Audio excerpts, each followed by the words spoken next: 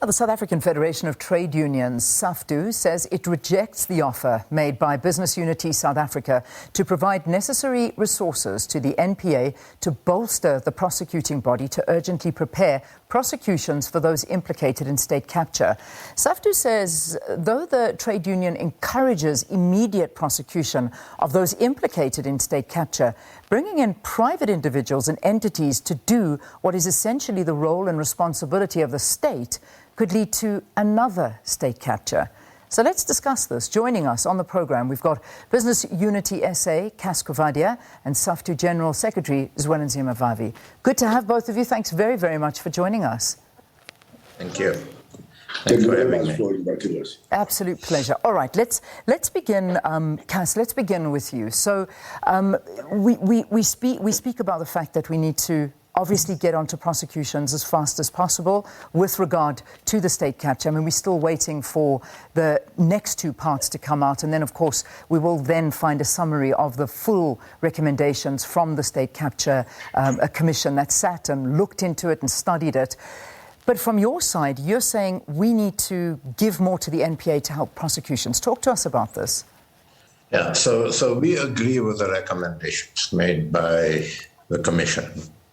We agree the Commission has identified individuals, institutions, both in the public and private sector, to be investigated. And if there's a prima facie case, to build that case and take them and prosecute.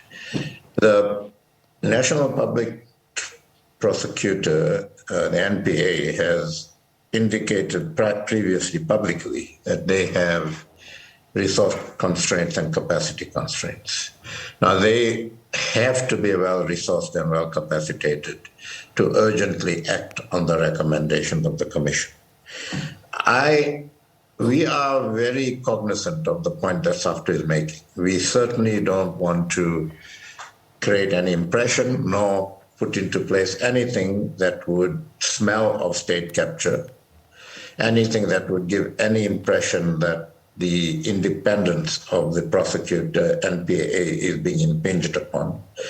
And that is why what we have said is that we are making the offer. Ideally, government should actually immediately resource the NPA. But we haven't had that sort of history.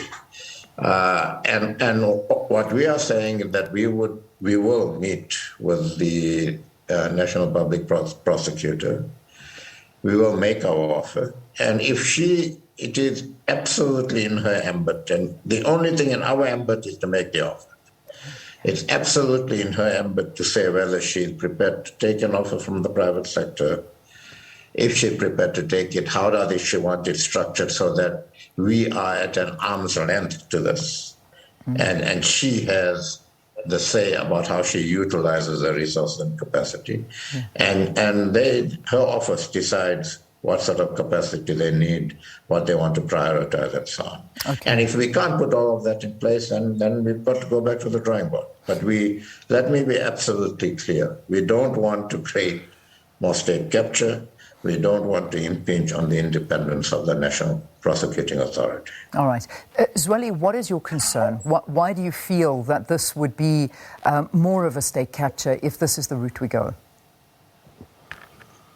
We believe that there is no free money.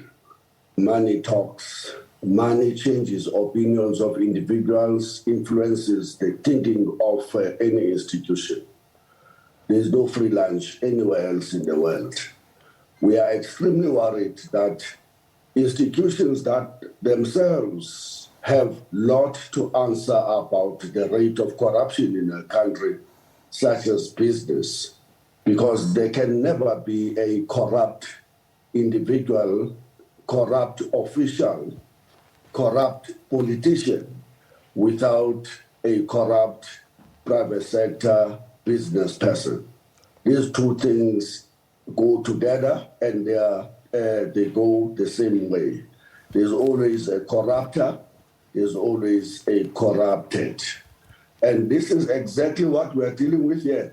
The very commission is actually investigating the nefarious activities of business. In this case, it was a particular family, But that corruption, in our view, extends way beyond just the ZUPTA relationships. It extends deeply to the businesses, and some of them are being mentioned by the first part of the Zondo or the State Capture Commission. But we know too that according to the PwC, the South African corporates are rated the second most corrupt in the entire world. We're talking here about the people who usually move out of the economy up to 400 billion rands through illicit cash outflows, mispricing, and other activities where they take resources so desperately needed in our economy to such countries as Bermuda and other tax havens. We still have to see a report that is going to focus on that, a activity of the government that is not just symbolic, as we have seen in the last report of the Treasury, that they've just netted about 250 million rands out of that 400 billion rands. We know that South Africa's corporates are dodging taxes. There's been a commission confirming that. We know that the Treasury officials have told us that these guys are looting, overpricing, and misdirecting between 35 and 40% of the country's procurement budget. You cannot ask the very same people so implicated by acts of corruption to offer you money to investigate other corrupt business person. We believe that this is a conflict of interest.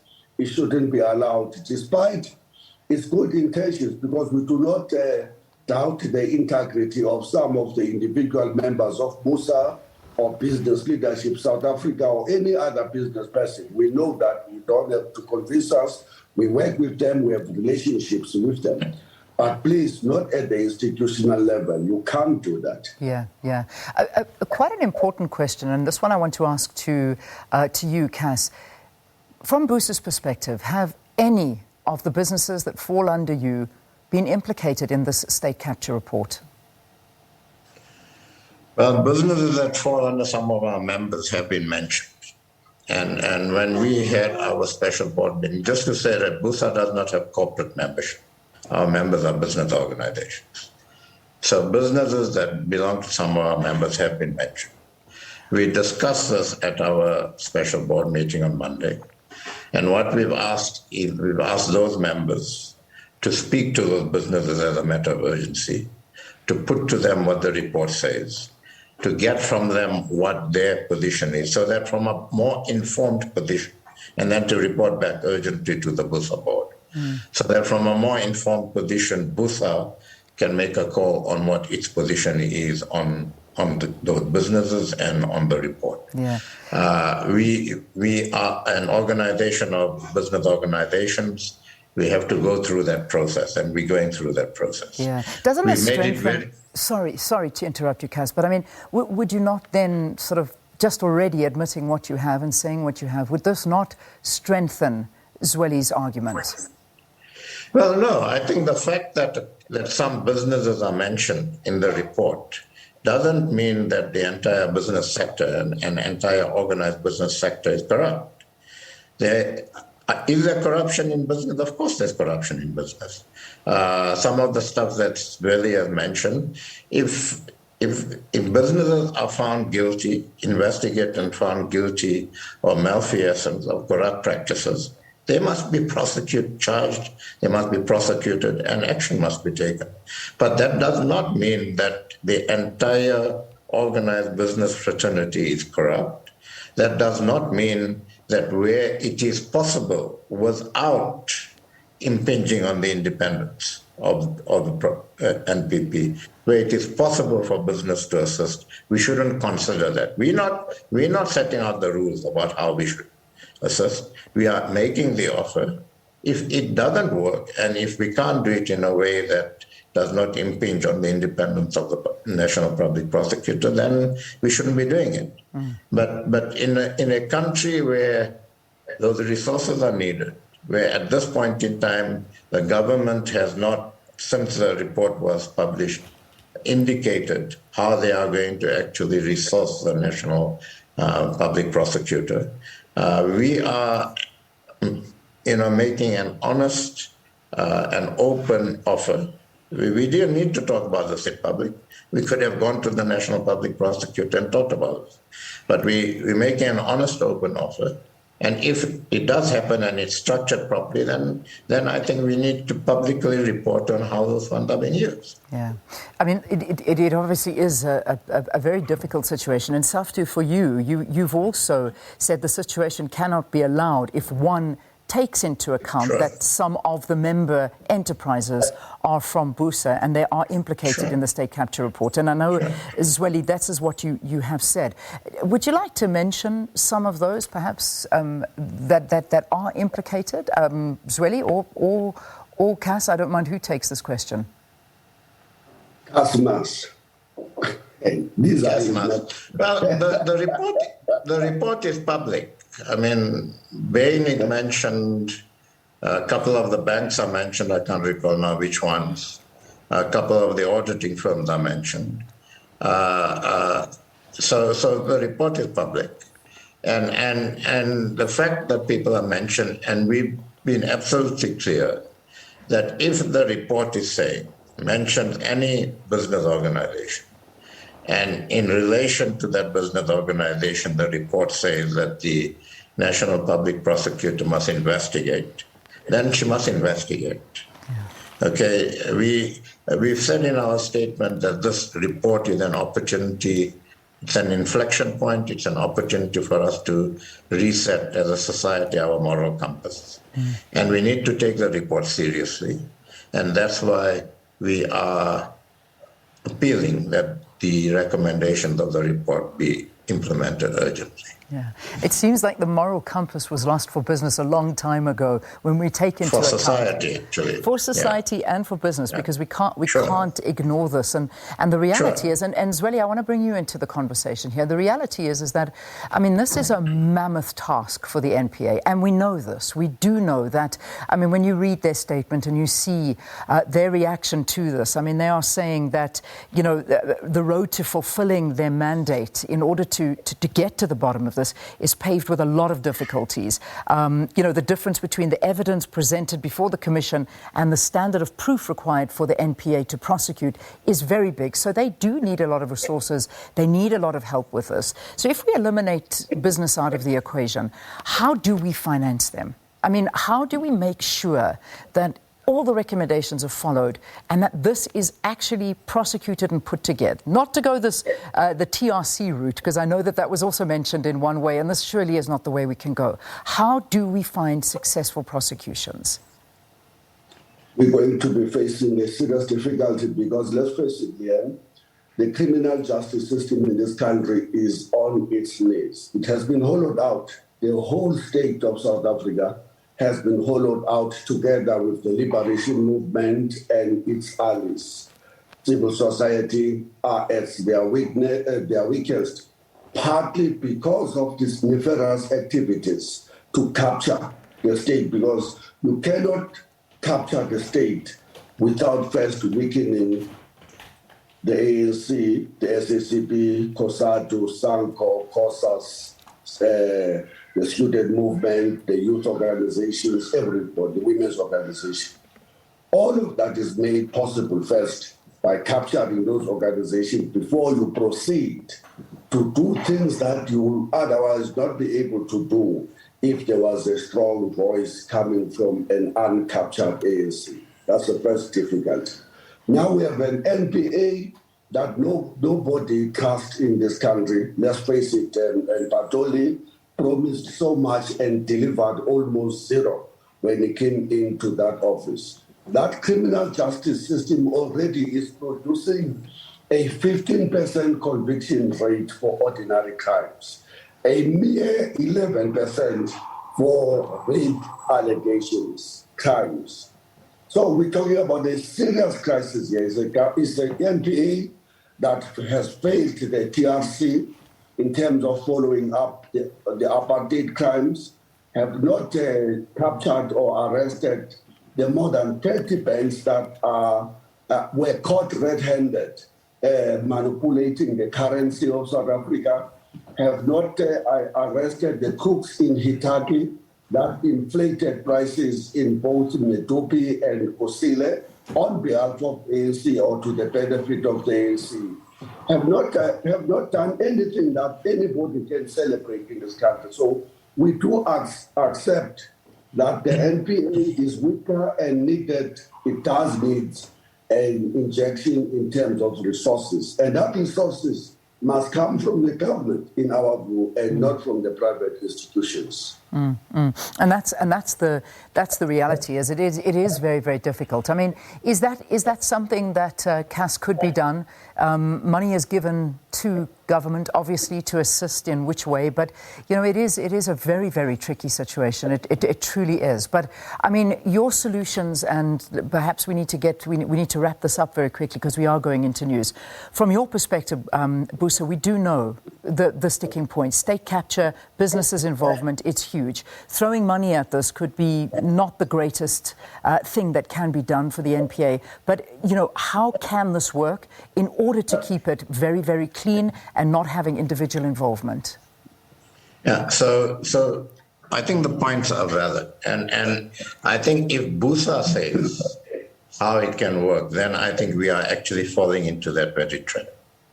What we are saying, as I said earlier, all we can do is make the offer. We would like to sit down with the National Prosecuting Authority and whoever else in government, if the authority wants to involve others, and we would want to explore that. And if in that discussion we can't resolve this issue of making sure that we don't impinge on independence, we can't resolve the issue of business structuring, or us together structuring this in a way that we at arm's length, then we shouldn't be doing it, to be quite honest. We're not going to say how it should be done, because then we would be responsible and guilty of exactly what we are trying to avoid. So we would want to discuss this and agree jointly with the NPA and whoever they involve, whether it can be done and if it can be done, how it should be done. Quite a relevant question coming from one of our viewers. Why would the private sector want to help prosecute the private sector? Because we're in a situation in our country now. The report is out. We've supported the Bitondo Commission. The report is out. Private sector has got to put its hand on its heart, and also wherever its house needs to be cleared up, it needs to clear out its house. But Cas, why now? Just like why other now? parts of... This has been around for so long. We've all known it. Why now? Leanne, you know, why now? I can't answer that question. I mean, there have been instances where some people have been suspended, some businesses have been suspended. We can ask why now questions on a whole range of things in our country. It doesn't take us forward. Yeah. We are looking forward. We want to look forward. A report is out. We are having this discussion after the report has been published. Let's talk about it after the report has been published and what we do now. All right. Zweli, let me quickly give you just a few seconds to wrap up your thoughts. We shouldn't allow as a society for even that meeting between the private sector and NPA. If we happen to know where that meeting will take place, we will storm it and stage a sitting in that meeting. It shouldn't happen. The business community is too conflicted to want to play a role of being the moral moragans against the struggle of corruption in South Africa. They are conflicted. They shouldn't be allowed to suddenly be the champions of a struggle against corruption when the investigation in the first place is about their own activities. Gentlemen, thanks for weighing in. We have to wrap it. We've got to get into our news. Thank you. SAFTU General Secretary Zwelinzima Vavi. Cas, thanks very much to you as well. Cas Coovadia, of course, from Business Unity South Africa. He is the CEO. Right, we're well into